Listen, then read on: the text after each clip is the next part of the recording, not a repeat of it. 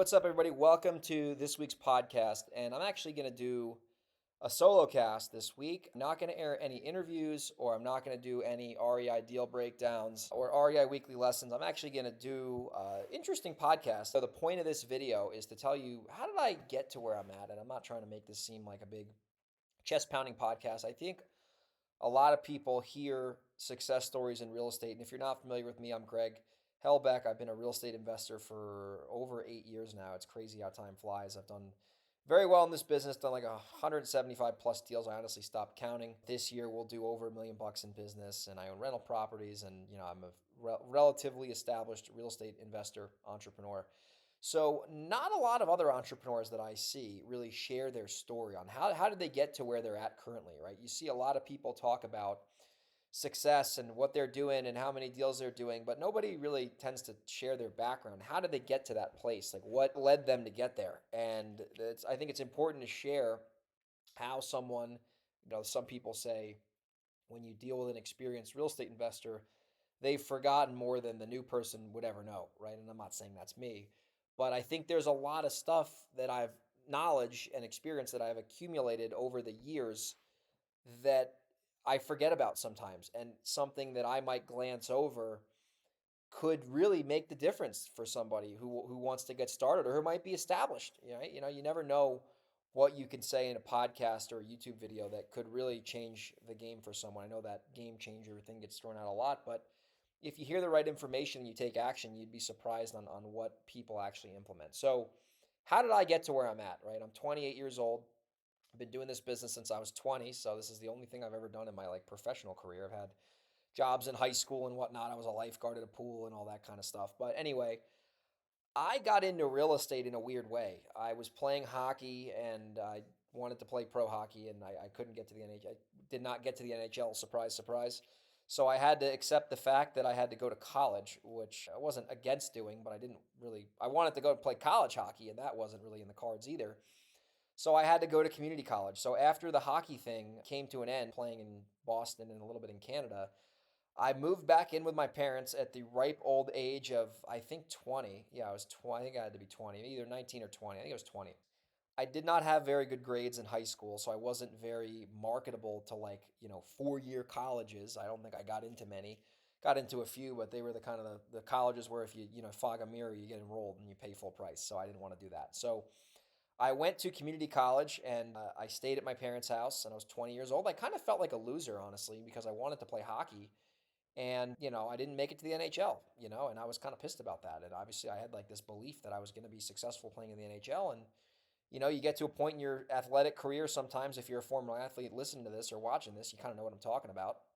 And I was at my parents' house, and I really, the interesting thing that kind of planted, I guess, the entrepreneur bug in me was I was never a big reader, and I never really consumed material to educate and to improve myself. Like, I was just always like listening to like sports podcasts, which I still listen to this day, but not as much as I used to. And I was always just kind of like, watching TV, and none of that stuff is inherently bad.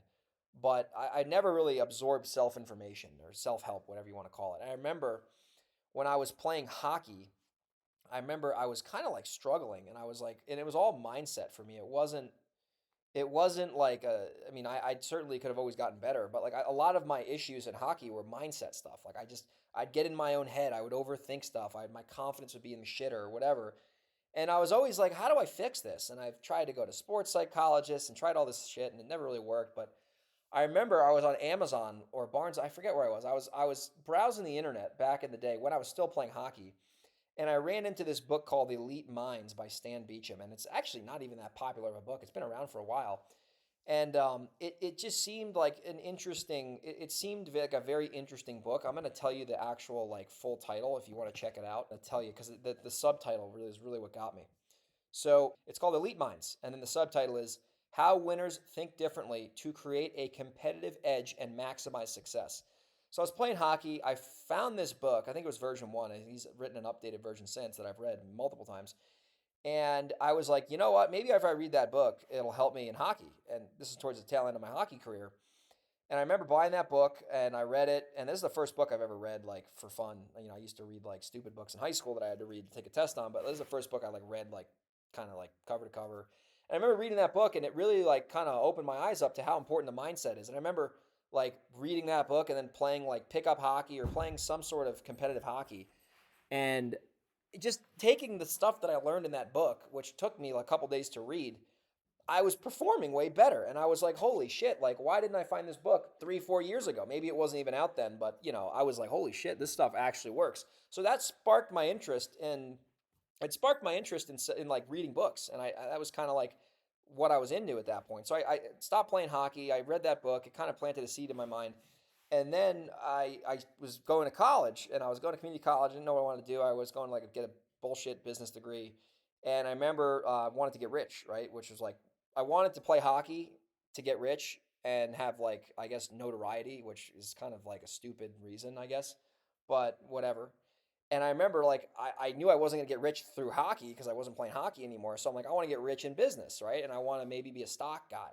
So I remember like my dad's friend was like a Wall Street guy. He does very well. He's pretty wealthy. And I remember like I saw his house and how much money he made, and I was like, holy shit, I want to do that. So I remember kind of like looking into the stock market and Wall Street, and I was into Jim Cramer, and I was kind of like paper trading stocks. I think I opened up a brokerage account, put a couple $100 in it, maybe made a few trades here and there. But I just was like kind of like, I don't know. I was just not really committed to it. I was just kind of more investigating it. And I remember like as I was doing that, I was like heard about real estate, like, and I wasn't like into real estate yet, but I remember it was like more millionaires are created through real estate. Like you can get rich in real estate. Like you kind of, I think everyone kind of subconsciously knows that you can make a lot of money in real estate, whether you're flipping houses or you're a rental investor. Like everyone kind of knows like you can make a lot of money in real estate. I think every person in America might have that inclination. They might at least understand that's possible. And it never really crossed my mind. So I remember like, you know, I was learning about like house. I remember like also when I was playing hockey in Massachusetts, there was like one of our neighbors. I was living with a host family, and one of our neighbors was like a house flipper. He flipped houses. And I was like, huh, like that's interesting. I guess you can make money doing that. And then I remember like my sister's friend, and this is like once I moved back with my parents here, my sister's friend's dad was a big house flipper, you know? And it's funny because I bet you, and I don't want to make this sound like douchey, but I remember at the time I was like, oh my God, he flips houses. And like he trained people on how to flip houses. And I bet you, and I'm not trying to say this to sound like a dick, but I bet you this year I did more business than him. Not because I'm better than him, but I just think that over time I've been able to like, you know, work and learn to get to a point to where like I bet you I did more business than him in my company now that I have than he was doing at the time, which is crazy. I just kind of had that insight right now and just kind of like, wow, holy shit. That's I would say it's 95% true. Could be wrong, but I think I'm right. I knew that he flipped houses and he made money flipping houses. I knew the guy in Massachusetts was flipping houses. I knew there was money in real estate. And then what happened was I read Rich Dad Poor Dad. I was in the stock thing. I was kind of like fucking around with stocks. And I remember my other buddy's dad was like, hey, you should read this book called Rich Dad Poor Dad. And I never heard of that book before, and I was 20 years old. And he's like, you should read this book. It'll be a good book for you to check out. And I told him I like to read and everything. And so I read this book, Rich Dad Poor Dad. Funny story on that, as I remember starting the book, and then one day I went golfing with my buddy Devin, who's actually also a successful real estate guy. And he drove, so I got a little buzzed because I didn't have to drive. And I remember going back to my parents' house and reading some of Rich Dad Poor Dad in the pool, kind of buzzed after drinking beers on the golf course. And I was like, it was almost like a flashbulb went off in my face. And I was like, holy shit, like this makes a lot of sense. And that kind of planted the seed a little bit more ingrained in my mind about real estate. And then after that, I remember I had like an odd job that summer that I could do kind of whenever I wanted. And I found this guy on Craigslist who needed his lawn weed whacked at this bed and breakfast in Greenwood Lake. And I could go there whenever I wanted. He'd pay me $20 an hour cash. I'd cut the weeds and I'd listen to podcasts. And I used to listen to a lot of like sports podcasts, but then I started listening to real estate podcasts. Found this podcast called Epic Real Estate Investing by Matt Terrio, who still does that show. And I know him now. It's crazy how you become friends with your heroes, I guess. And I remember listening to that podcast. He was talking about real estate and escrow. And I remember, I think I also might have checked out Sean Terry's podcast back then. That might have been afterwards, after the seminar, which I'll get into in a minute. But I remember he's talking about real estate, and I was kind of like, all right, this real estate thing seems interesting. And then that, I think September, so this was over the summer, so that's September, so it's going into the fall now of 2015. This was, my buddy Anthony sent me a Snapchat, and his Snapchat picture was a postcard of a real estate seminar in town. So Remember, sent me the Snapchat. It was like real estate seminars in town. It was in Newburgh, New York at the Ramada Inn. I'll never forget that, right on 300, not far from where I grew up. And he was like, "You guys should go to this." And I remember Anthony didn't actually go. He's successful now too in his own business, but he didn't go to the seminar. It was me, Kevin, and Devin, the three of us went to the seminar. And I remember I went to that seminar. I didn't really know what to think. I was like, "All right, I'm gonna go to this real estate seminar. I'm gonna check it out, see what they have to say." Didn't know it was a pitch fest or anything like that.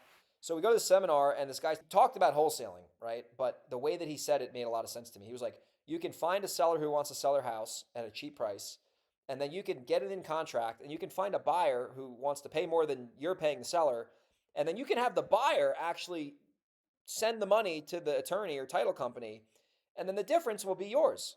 And I was like, "Oh my God, you don't need any money to do this." So I thought. And I was like, that was interesting. And they just talked about a lot of real estate stuff. It was kind of a pitch fest.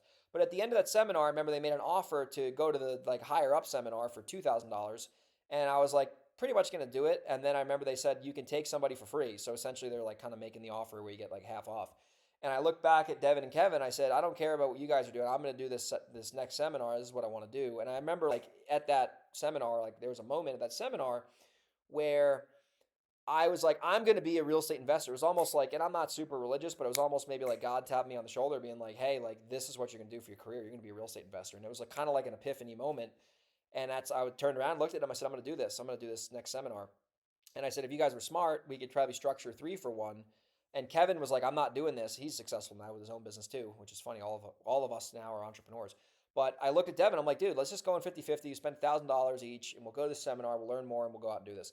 And at the time, I had $2,000 in my bank account. Like this isn't like some bullshit story. Like if I could go back and show you, I would. Maybe I could crawl back through my bank statements through the years. But I had $2,000 in my bank account in cash, and that was half. It was half my bank account, right? And I was like, fuck, that's a big risk, but it is what it is.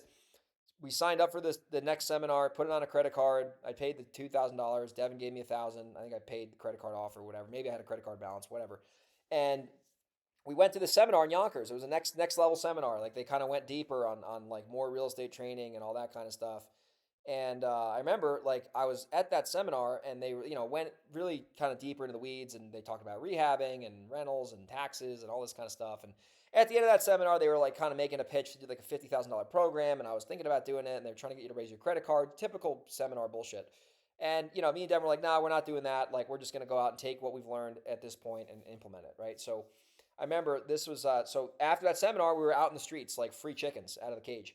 And we were out there. We decided to be partners at the time. We're still very good friends. We still do deals to this day, but we're no longer like 50-50 business partners. But we started out as partners. And I was like, the thing I took away from the seminar was got to get motivated sellers. Like if you don't get motivated sellers, like you're not going to have deals. And I remember like I didn't have a lot of money to spend on marketing. They didn't really talk about like paid ads really, but I remember they were talking about Craigslist and bandit signs. I remember went out after that seminar, I think that same day actually, and I went on Craigslist and I made a post like I buy houses cash. And literally the first call I ever got was like a motivated seller who had like a beat up property in Middletown. And he's like, hey, my townhouse, and it's funny, I own a townhouse just like that now as a rental, like not in that subdivision, but like not too far from it. And man, if I had that lead to this day, we would have made a fortune on it. But this was 8 years ago and I didn't know what I was doing. But I remember I was like, oh my God, like this works. Like there's a motivated seller. He called me. I made an ad. He called me. Holy shit. And we went out, looked at this property. He basically would have given us the property, and we just didn't know what we were doing. We like fucked up the deal. And then we started putting bandit signs out after that. We were writing bandit signs with our own hands, putting them out, and we were getting a lot of calls. We were getting leads up the wazoo. We just didn't know what we were doing. We were fumbling the ball left, right, and center. And that's what I started doing is like basically I started every week putting out bandit signs, getting calls, talking to sellers, didn't know what I was doing.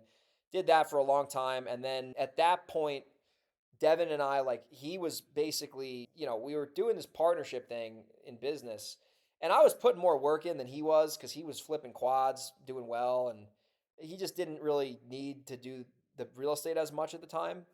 And, we eventually were like, you know what, like, we're just going to do the real estate investing on our own, and we're not going to be 50-50 business partners in this real estate business anymore. So I remember I kept doing what I was doing, putting out bandit signs, and then I started to handwrite letters, like, on my own and doing all that. I needed mentors. I remember like you hear all these like success books and podcasts and all that stuff, and first thing they say is they're like, you got to get a mentor. If you don't have a mentor, you're screwed. And it could be true, but I know a lot of people who didn't have mentors and were also successful. But I remember the mentor thing, I'm like, who's a mentor who will like show me how to do this in New York? And I remember I called my good friend Dave Brown, who I still do business with to this day, 8 years later. And his website was ranked number one. It was sellnowhomebuyers.com. I Googled like cash home buyer near me. Clicked on his website, called him. He actually answered, which is crazy. And I sounded like a typical new idiot. I was like, hey, I'm new. I want to learn and blah, blah, blah, blah, blah. And I guess he heard something in me that stood out, whatever. I don't even remember what I said, honestly.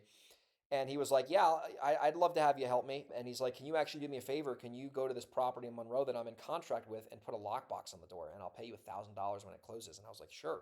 Literally, the property was down the street from where I was living with my parents.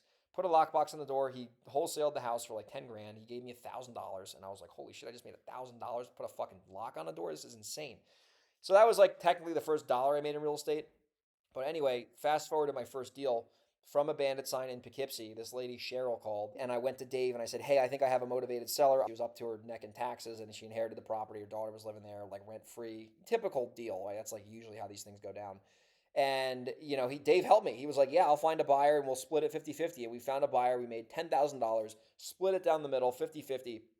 I made $5,000. I went back to my parents and I was like, hey, this business works, because they saw me every day basically working, not making any money, basically paying to do business, paying to work at that, because I was spending money on bandit signs and whatnot in time. That first deal taught me that it's true. It got me to believe that the business worked, because you hear all these people making money, but then you're basically, you don't know if it works for yourself. You hear other people having success and you're like, well, maybe it works for them, but I haven't done a deal yet. But anyway, that deal happened. I made money and I was like, this is cool. I remember when I made that money, it was the first time, well, technically the second time, but really the first time I made any sort of substantial money. And $1,000 is nothing to sneeze at if you're 20 to put a lock on the door, but that was more of like a referral thing or a finder's fee. Anyway, I remember I made money without having to have a job. Yeah, did I put effort into that deal? Sure. Did I technically spend time on it? Sure. But my income wasn't tied to me being somewhere for a fixed amount of time. And I could basically do that whenever I wanted in theory. And it really kind of changed how I saw money after that. And I remember after that, I think the next deal I made another $5,000 wholesaling a property in Ossining, New York, to another mentor of mine, Frank and Larry. I'm still good friends with them to this day. We've done business dozens and dozens of times. But while I was kind of dabbling in these deals, I technically worked for Dave and I was like his lead manager for a couple months. And then I technically worked for Larry and Frank and I was their acquisitions manager for a couple months. So the mentors that I sought out, I added value to them in their business for a certain amount of time in exchange for knowledge, right? And then I started wholesaling Larry and Frank properties. I wholesaled them a couple houses. And then the first time I actually, and I'm just doing this through bandit signs and like handwritten direct mail. And then I eventually graduated to a printer and I would just handwrite the envelopes or whatever, fold the envelopes. But I was just kind of, what's that word? Guerrilla marketing with a shoestring budget. And at the time, this was a different market where it was a lot easier to get sellers to call you because it wasn't as saturated as it is now, but that's a different story. Business obviously still works. But I remember first deal that I kind of was like, holy smokes on, I remember it was in Greenwood Lake and it was from actually a direct mailer. It was a tax delinquent seller and they inherited the property. It had title issues and it was vacant and needed a ton of work. And I wholesaled it to Larry and Frank for 15 grand. And I found out they actually wholesaled to someone else for 85 grand, but you can't count other people's money. And I was happier than a pig in shit to make friggin', what was that, $15,000. It was crazy for a young kid in his 20s. And I remember there's like, if you really look back, maybe on my Facebook or whatever, or maybe on my old phone or something, like there's a picture of me holding the check for 15K up. And I was like, holy shit, I just made $15,000. This is crazy. And then from there, just was kind of dabbling, doing deals, and realized that New York was a difficult market to operate in. And still was doing deals and kind of getting by, but I didn't really have a business per se. It wasn't that consistent. So I remember I was kind of at a crossroads where I was like, I can continue to do this in New York, and it's really hard with these attorneys. They all want down payments. And like at the time, I wasn't even getting these things in contract. I was just basically getting the yes from the seller, and then I'd have like the buyer put it in contract and pay me the wholesale fee under the table. And I knew that wasn't sustainable because you're not in control of anything. So anyway, I think I did a couple like deals on my own in New York where I went direct with the seller. But anyway, I was kind of like, all right, New York's really hard. It's a pain in the ass with attorneys and blah, blah, blah. And I'm like, maybe it's easier somewhere else. And I looked at the properties I was doing and I was like, man, all these deals that were making decent money were like happened to be like vacant houses. And I remember I ran into this company, good friend of mine to this day. I was on the phone with him today for an hour. Larry Higgins was Skip Genie. And he was talking about going after vacant houses. And I'm like, that sounds interesting. So I learned about that. educated myself, and then I was like, you know what? Let me try to do this virtually because I really wanted to do the business virtually. I didn't want to have to physically be at these properties because I knew that was kind of a chain. And I knew I wanted to move out of New York. So I was like, I remember now we're fast forwarding up to like 2018. This is like the year 2018. 2017, I was learning about this. 2018, I started actually implementing this. And I was like, all right, I'm going to do deals in Dallas, Texas. I'm going to be a real estate investor in Dallas, and I'm going to see if it's easier to do this in Texas. And as this is happening now, and I'm kind of like going forward and then going backwards a little bit here. As this is all happening, and I'm like trying to go into Dallas to do real estate, which is kind of random, but it made sense like for how big it was and some of the laws there. But as this is going on, I don't have any notoriety. I'm still like some dude who's barely doing deals who doesn't really know anybody except for like people in my local market. So I've joined a sales training from this guy named John Martinez, who has since sold his company to somebody else, another friend of mine, Jerry Green. And he had this brand new sales training program. And I knew that a problem I had at the time was like I didn't know how to sell. I didn't know how to communicate to sellers. I didn't know how to negotiate. I had no system. I was just kind of like winging it. And I'm like, well, if I get sales training, that'll probably fix that, which ended up being the case. And I remember I joined John's training program. It was thousands of dollars, and I joined it, and I had the money, so I paid for it. And I was doing deals, so I was able to justify that. But I joined his program, and it was pretty new. Like I was probably one of the newer, like I was probably one of the first, I don't know, 20, 30 students in there. I'm guessing. I don't really know, but I was fairly new. Or it was new, and I was one of the newer students, I guess maybe in the intro of that company he started. And the way that I started to get on the map, and then I'll fast forward up to Dallas and take you through that journey, is he was doing these live trainings every week. And you'd go on, he'd have slides up, and he would speak over the computer. And you're able to participate in these things. You're able to basically participate on these calls, and you could raise your hand and he would answer. And a lot of people were shy. They didn't want to talk. And I spent all this money on the sales training. I need to get the most out of it. I went all into this thing. And eventually I started participating on these calls, and I would chime in and I would ask questions, and I would remember at the time he gave out his Voxer, which is basically a walkie-talkie app, and I would Voxer him questions, and I'd tell him about deals. And he started to realize that I was very serious about this, and I started to get better results.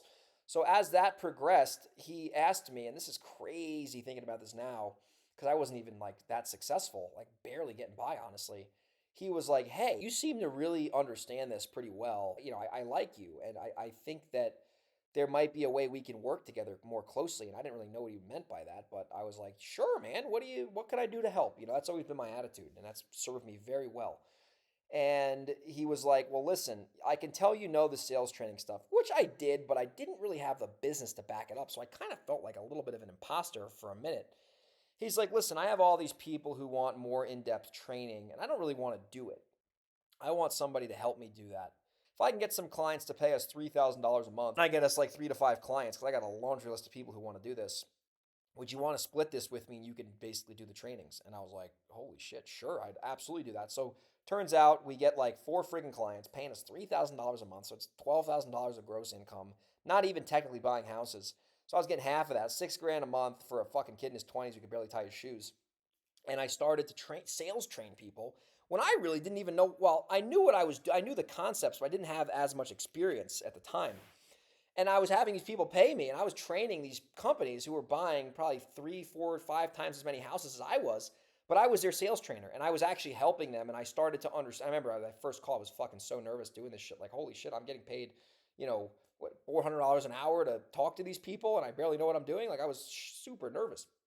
And after doing a bunch of these calls, I started to really help these people, and I would understand. I would teach them what I learned, and then I was also buying houses, so I was able to kind of put my 2 cents onto it.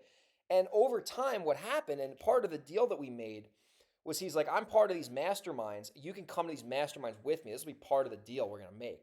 So I started going to these masterminds and getting well connected with all these very successful investors. At the time, they're more successful than me, and some of them still are, and some of them I'm more successful than now. And I started to become instantly credible because I was associated with John. And this is where I got a little lucky.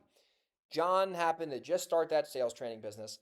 I happened to chime in and get my 2 cents in there. So that was effort and, willpower and, I guess determination or whatever you want to call it.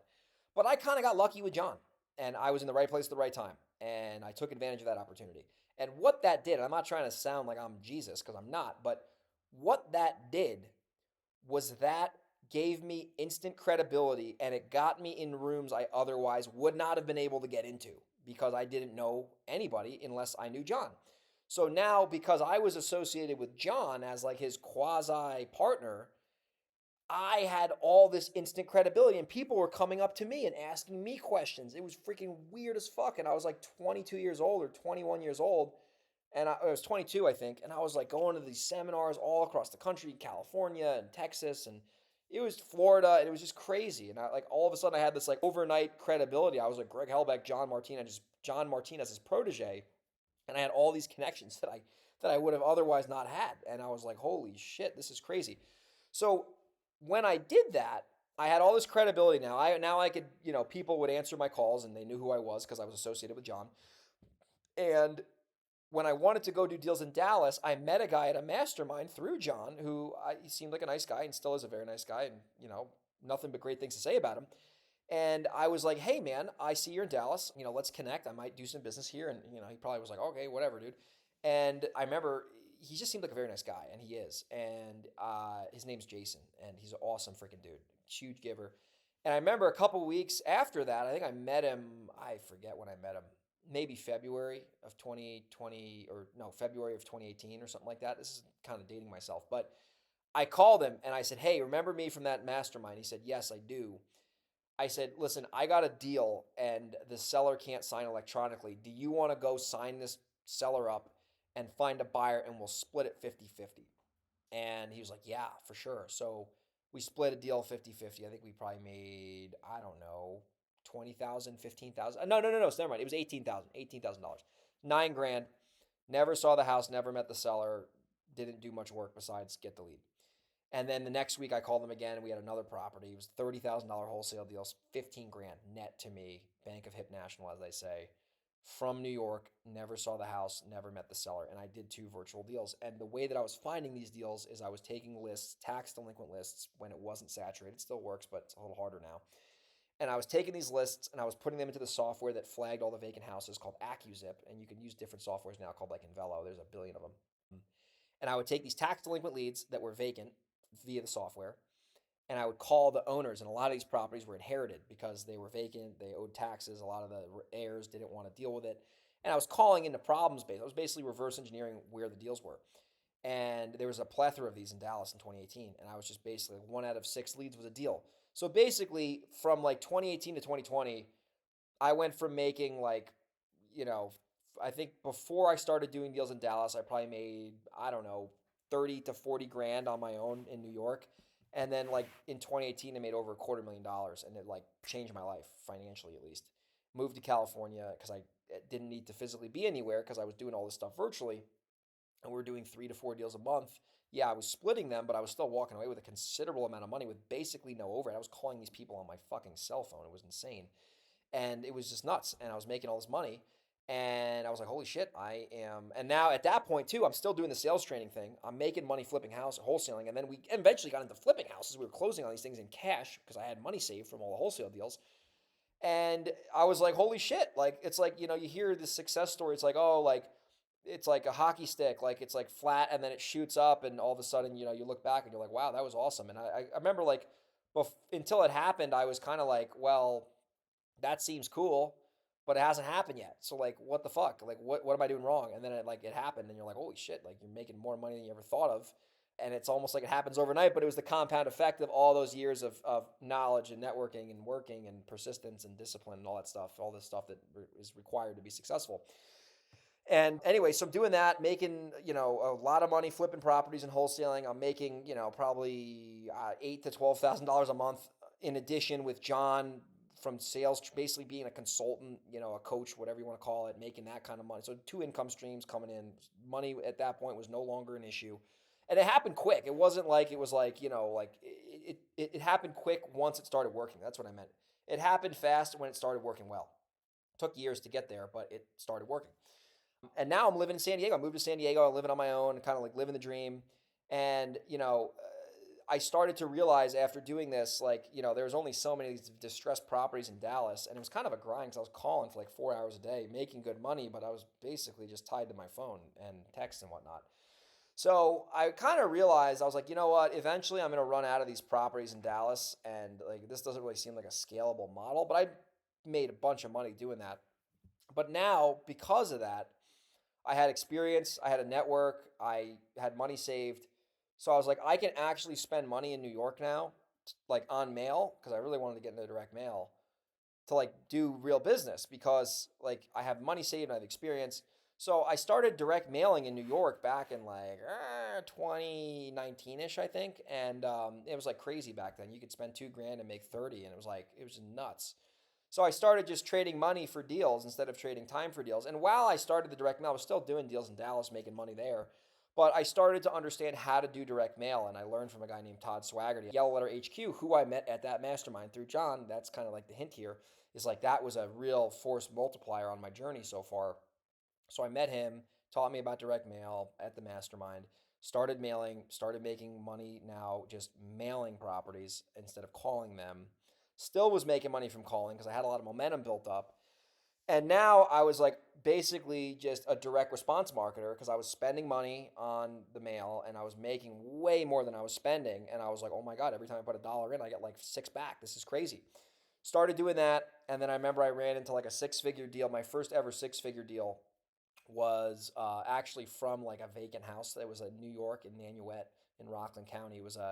It was like an inherited property that was vacant, and it kind of like did like a Dallas, Texas on it, where I tracked down the owner, and he was like, "Yeah, I want to sell," and I made like 101,500 on that. I bought the house with hard. It was the first time I got hard money because I had the money saved to put the down payment down and pay for the rehab in cash, which was a small rehab. But I remember I bought this house, basically did like a cosmetic update to it, sold it, made like 101,500, put a check for 6 figures in my account, and I was like, "Holy shit!" Like net, not gross. And I was like, I remember I had a goal to make 100 grand on a property. And I hit that goal like right around the deadline. And I think I was a little bit late, but it really opened my eyes up to like, holy shit, like this is crazy. You can do very well in this business. So since then, to kind of like fast forward that, went from like hustler to like direct marketer. And then a couple years out, I did that for a while, still making money being a sales trainer, doing very well. And fast forward to like, 2020-ish, still doing that type of business, spending money on mail, doing some vacant houses in Dallas. And then 2021, I hired an assistant and I had to kind of outsource some stuff. And then in the later part of that year, I hired Brett, who now works with us. He's basically like a partner at this point. Started having him buy houses, and he was an acquisitions guy, still is to this day. And slowly over time, built my business up to where we do over $1 million now. Started buying rental properties, and it's almost like once you get momentum, it seems like it's easier, but you really just get better with knowledge and experience and skills, right? So as obviously, I hired people like now, we got a business, we'll probably do 55 properties this year in New York, Delaware, Nevada, and California. But built the business up, right? It happened 1 week at a time, honestly, 1 week at a time. And, got it to now where we're doing over $1 million in gross revenue, not net profit. But, it's been a heck of a journey. And some key lessons I want to distill on this podcast is there's a few things I want anyone who watched or listened to this to realize is number one, a lot of people don't like to hear this, but timing is very important in business, right? I'm not saying it's luck because it's not luck, but I got into the business and I don't want this to shy someone away from going out there and doing it. That's not the goal here, but I was in the right place at the right time with John Martinez, and that opened up more doors than I could have ever realized. And it's still to this day, like put me on the map as a real estate guy who a lot of people know with podcasts and all that stuff. Second thing, I got started when I was pretty young. And if you're not young watching this, don't be deterred. But I got started really young and I learned a lot of skills and a lot of habits at a young age that I've been able to use in my career so far. So it doesn't matter if you're young or old. It doesn't really matter. You got to get started and you have to build up your mindset first. And then when you build up your mindset, you'll build up your skill set, right? And a lot of people say that and then they stop. But what I'm gonna continue on with that. And in real estate investing, if you want to be a house flipper, wholesaler, whatever, landlord, You got to build your mindset up first. You got to change your beliefs. You got to change your self-image, which is kind of like your beliefs. You got to change your attitude about things. Once you have that figured out, and that comes through books and reflecting and talking to people who are more successful than you got to then build your skill sets up, right? Because if you have a good mindset, you're going to get the skill set, right? You're not going to have the skill set without the mindset either. It's funny. It's like you need the mindset before you get the skill set. And the only way you're going to get the skill set is with the mindset. So the mindset comes first. But when it comes to skills, right, here are some real skills that you need to master if you want to be good in this business. Number one, you got to understand how to analyze investment property. How do you analyze a piece of real estate to figure out what it's worth, what the construction cost is going to be? That's super important, and not a lot of people talk about that. You got to know what property is worth. Like if you're buying and selling something, you need to know what something could be worth so you can determine what you can pay for it. So that's the first thing you got to work on. You got to get really good at by just running deals and talking with people and honestly getting a mentor to show you how to run numbers. That's the cheat code. The second thing is you got to understand marketing. You got to know lead generation. You got to understand how to do lead gen. You got to know how to get leads, whether you're doing that through prospecting, which would be like cold calling, or through marketing, which would be more like direct mail or Google ads. But you need to understand how to generate leads into your business, whether you're a one-man show or whether you have a big business. That's the second thing. The third thing, you need to know how to effectively communicate with people. You got to know how to negotiate with people. You got to know communication and negotiation. So when you get these leads, you know how to make money with them, right? You got to know how to do that. That's super important. You have to realize it's a critical skill set. So, and then the last thing I'll say, so to summarize, it's you got to get your mindset optimized, fixing your beliefs, fixing your habits, all that stuff. Read The Compound Effect by Darren Hardy. That'll help you with that. Read Psycho-Cybernetics by Maxwell Maltz. Great book. Think and Grow Rich, Rich Dad, Poor Dad, all that stuff. And then you got to understand skill set. You got to understand how to evaluate property. How do you analyze real estate? How do you know what a deal is? It's super important. That's a big problem I see with new people. You got to know how to lead gen. You got to understand how to generate leads consistently. You got to understand how to communicate with sellers and understand how to negotiate. And then the last thing I'll say is you got to understand time management, priority management, how to work effectively, how to work on the right stuff. So you take a time management skill set, you take a communication skill set, you take a lead generation skill set, you take a property analyzation skill set. You combine all that stuff with the right mindset, you'll be successful. It would be impossible to not be successful. And you got to understand networking. You got to know how to get in the right room with the right people. Sometimes you got to pay to be there. Sometimes you meet someone like John and you happen to get there by being associated with somebody. But it's stuff you got to understand timing, right? Like sometimes you got to be in the right place at the right time. Like a lot of real estate deals, like motivated sellers, the reason you're buying the house half off is because you're in the right place at the right time. That seller's calling you on the day they want to sell and they happen to pick your postcard up out of the other 10 they have on their dresser. So those are some principles I want to share with you after giving you like my journey. Hopefully you got value from this, and my intention on this was not to brag or tell you how cool I am or how successful I am. That's not my goal, and I genuinely mean that. My goal is to share with you how I went from brand new, didn't know my ass from my elbow to where I'm at now, right? That was my intention, is to help you by sharing with you my story, and then sharing with you the beliefs and the habits and skill set, mindset, lead gen, communication, analyzing properties, time management, and then the mindset stuff. So hopefully you got value from this. This is might have been the longest solo podcast I've ever done. So if you did get value, obviously please subscribe to the podcast, share the YouTube video, like the video. And if you want to do a deal with me, if you're in the Hudson Valley, Reno, San Diego, or Delaware, you want to do a deal with me, Greg@velocityhousebuyers.com. Email me or just Instagram DM me at Grego37. I'll see you guys in the next podcast. Take care. Hope you got value.